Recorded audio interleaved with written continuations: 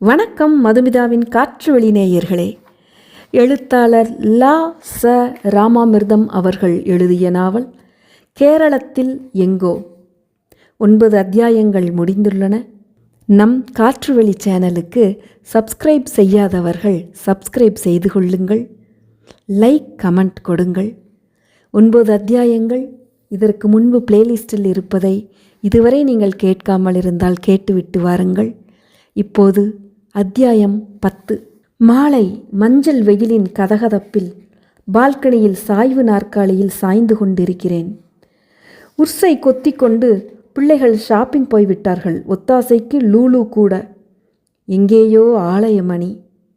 அவசரமாக மதுரம் உள்ளிருந்து வந்து பால்கனியில் எனக்கும் கைப்பிடி சுவருக்கும் இடையிடுக்கில் நுழைந்து மணியோசை திக்கை பார்த்து மற்ற கட்டிடங்களின் மாடிகள் ஆலய கோபுரத்தை மறைத்து விட்டன. ஒரு கை விரல் நுனிகளால் கன்னங்களில் மாறி மாறி போட்டுக்கொள்கிறாள். மதுரம், லூலுன்னா என்ன பெயர்? புன்னகை பூத்தாள். நானும் முதலில் திணறித்தான் போனேன். வெச்ச பேர் லலிதா. லலியா குறுகி, அப்புறம் லல்லி, லல்லி, அப்புறம் லூலு. சூரபத்மன் தலை மாதிரி. வாய்விட்டு சிரித்தாள். அப்பாவின் பதவி உயர்வுக்கு ஏற்றபடி புழக்க வட்டம் மாற மாற பேச்சு, உடை, பேர் திரிய கேட்பானேன். ஸ்லாக்கும் ஜீன்ஸும் உடுத்துண்டு என் பேர் லலிதான்னா என்ன பொருத்தம் இருக்கு? நானே கேட்கிறேன். லூலு இது எப்படி இருக்கு? பேரில் என்ன இருக்கு? எதில்தான் என்ன இருக்கு? எனக்கு தலை சுத்துறது. இப்போ நான் கேட்டதனால் புதுசாவா? மதுரம், அந்த சம்பந்தம் நீ பிடித்ததா? உனக்கு சம்மதமா? நானா? எனக்கும் இதுக்கும் எந்த சம்பந்தமும் கிடையாது. உங்கள் சம்மதத்தையும் என் சம்மதத்தையும் யார் கேட்கிறா? உன் பிள்ளைகளை நீ தலையில் வச்சுண்டு கரகம் ஆடினதெல்லாம் போச்சா? கரகம் தூக்க வேண்டியதுக்கு தூக்க வேண்டியதுதான். மதுரம், இது எங்கே போய் நிற்கும்? அதான் கல்யாணத்தில் வந்து நிற்கிறதே, இன்னும் எங்கே போய் நிற்கணும்? அதில்ல மது, மஞ்சள் கயிறுக்கு மிச்சம் ஏதேனும் விட்டு வச்சிருக்குமா? யார் கண்டது? யார் கேட்பது? யாருக்கென்ன அக்கறை? பிள்ளைக்கு நீங்கள் பூணூல் போட்டேளா? அவன் கட்டப்போகிற தாலியை பற்றி இப்போ கவலைப்பட.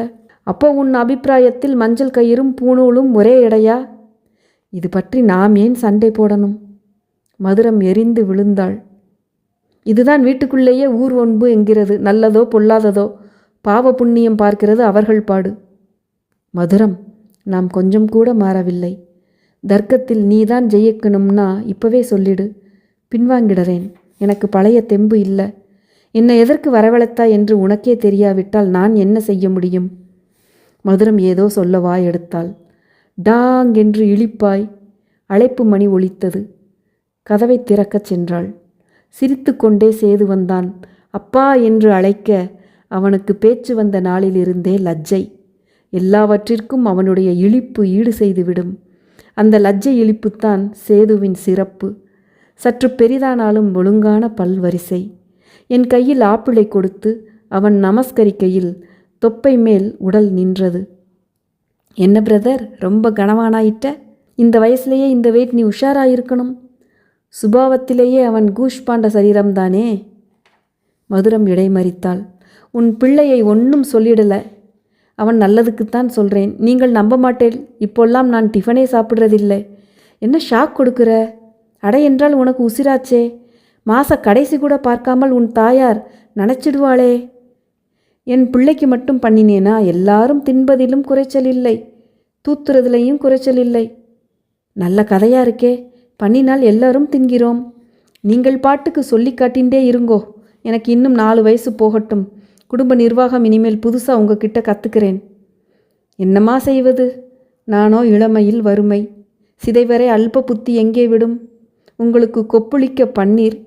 என்னால் முடியாததால் தானே வீட்டை விட்டே ஓடிவிட்டேன். மூவரும் சற்று நேரம் வாழாவிருந்தோம். பிறகு சேது, அந்த காலமெல்லாம் மலையேறி போச்சு. ஒரு நாள் சாப்பாட்டுக்கே தகராறு. டிஃபனுக்கு ஏது வழி? அவளுக்கு சமைக்க நேரம் இல்லை. ஆஃபீஸிலிருந்து திரும்புகிற வேலைக்கு 2 பேரும் அடித்து போட்ட மாதிரி ஆயிடுறோம். அடுத்த நாள் அடித்து பிடிச்சுண்டு ஓடுறோம். இப்படியே பிழைப்பு ஆயிடுத்து. முடியலைன்னா ராஜி வேலைக்கு முழுக்கு போட்டு விட வேண்டியது தானே. அதெல்லாம் நடக்கிற காரியம் இல்லைப்பா. எங்கள் தேவைகளும் விலைவாசிகளும் வாழ்க்கை முறையும் அதற்கு இடம் கொடுக்கல்லே. அவளும் ருசி கண்ட பூனை ஆகிவிட்டாள். மறுபடியும் அவரவர் புழுக்கத்தில் அவரவர் மௌனத்தின் தேக்கம். சேது, இன்னைக்கு உனக்கு பிடிச்ச சமையல், ராத்திரி தங்கி சாப்பிட்டு விட்டு போயேன். சேதுவின் மூக்கு நுனி விடைத்தது. சேப்பங்கிழங்கு ரோஸ்ட். சேதுவின் முகம் தத்தளித்தது. நேரமில்லை, கிளம்பணும். ரூட் 37 விட்டேன்னா அடுத்தது 1 மணி பொறுத்து, அதுவும் நிச்சயமில்லை. என்ன வரா போல வந்த? நீ வந்தது உண்மை இல்லை, போவதுதான் உறுதியாக நடந்துக்கிற. அதுதான் வாழ்க்கை. புன்னகை புரிந்தபடி கைக்கடிகாரத்தை பார்த்து கொண்டான். புன்னகையாவது விசனத்தின் மறுபக்கம் திருப்பி போடாமலே முறுக்குகிறது. திமிதிமி என்று மாடிப்படியில் மிதியடிகளின் ஓசை. டாங் டாங் டாங் மணி அலறிற்று. மதுரம் கதவை முழுக்க திறப்பதற்குள் அலைமோதிற்று. சந்தைக்கடை இரைச்சல். இரைச்சலில்தான் இதே தலைமுறை ஒளிந்து கொள்கிறது. கூடவே ஒவ்வாத அங்கசேஷ்டைகள். உர்ஸ் உர்ஸ்தானா? தகதகத்தாள். வெள்ளை சந்தன கலர் புடவை மின்சார ஒளியில் எதேச்சையான உடல் அசைவுகளில் அதுவும் நளின நீளம் காட்டுகிறது. இன்னொரு அசப்பில் வெள்ளையுடன் கலந்த லேசு ரோஜா. அங்கும் இங்குமாய் மின்மினி தெளிப்புகள் பொரிகின்றன. ஏதோ கெலடாஸ்கோப் ஜாலம். பேஷ், உன்னுடைய தேர்வா லலித்? நோனோ டாடி, மிஸ்டர் பிரபு. மார்மேல் கை கட்டலுடன் பிரபு உர்ஸை சிந்தித்து கொண்டு நடுக்கூடத்தில் நிற்கிறான். அவனுடைய தோரணையான அந்த அமைதியின் அடியில் ஏதோ சிறகுகளின் படபடப்பு சிலிர்த்தது. அதே சமயத்தில் அந்த புது விழிப்பில் ஒரு திகைப்பு. ஒளி வடித்த புத்துருவின் உக்கிரம். அறிவாளின் வீச்சு போல் நடுவகடி நின்று கூந்தல் இரு சரேல் வீழ்ச்சிகளாய் பிரிந்து சரிந்து பின்னுக்கு ஓடிச் சேர்ந்து தடித்த பின்னலில் முடைந்து கொண்டன. அதில் ஒரு தாளம்பூ மடல் கத்தி போல் செருகிக் கொண்டிருந்தது. சமையலறையில் இருந்து மதுரம் விரைந்து வந்து உர்ஸை நெற்றியில் தொட்டு சட்டென்று அணைத்து கொண்டாள். பிரிந்து அவள் தோள்களை பற்றி தன் எதிரே நிறுத்தினாள். உர்ஸின் புருவ மத்தியில் இப்போது குங்குமம் திகழ்ந்தது. மின்சார விளக்கில் திடீரென்று லோடு ஏறினார் போல் ஒரு புது பரிணாமத்தில் பிதுங்கினாள். நெற்றியில் திடுக்கென உதயமான அந்த செஞ்சுடர் வட்டத்துடன் அந்த மேனி கருப்பு இந்த பிரம்மை தட்ட கூட்டு சேர்ந்து கொண்டது. அமானுஷ்யை, கன்னியாகுமரி, தாக்ஷாயணி, தடாதகை, திரௌபதி, நம்பினோர்க்கு அவரவர் நம்பிக்கையாகவும் நம் பார்க்கும் கேட்க கேட்க வற்றாத கதையம்சமாகவும் எல்லாமே கண்டவரின் மனநிலை என ஞான விஞ்ஞான விளக்கங்கள் அல்லது பின்னால் காலகதியில் காணும் தெளிவு எல்லாம் கண்டதை கண்ட பின்னர்தான். மைல் கற்கள் எல்லாம் பின்னால் நடுபவைதான்.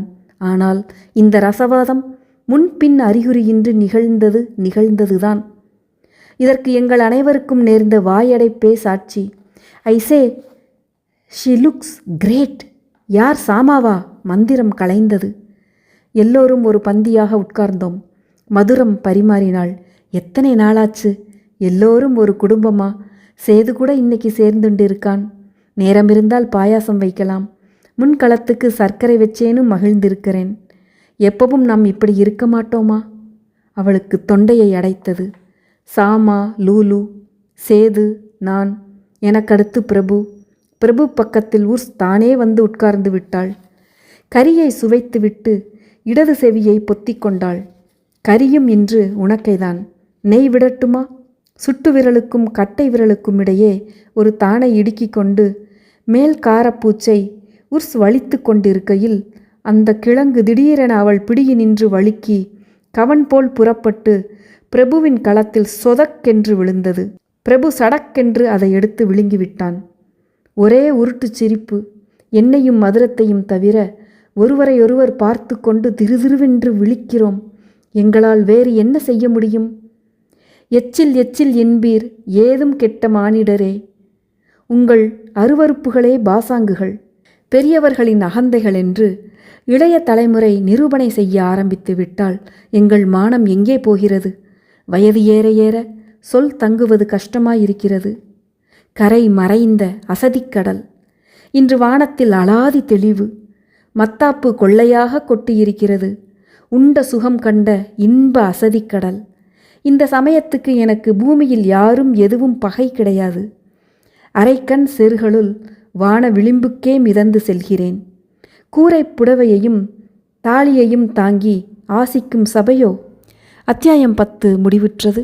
அத்தியாயம் 11 அனைவரையும் சந்திக்கும் வரை அன்பு வணக்கங்கள் கூறி விடைபெறுவது உங்கள் மதுமிதா. நன்றி, வணக்கம்.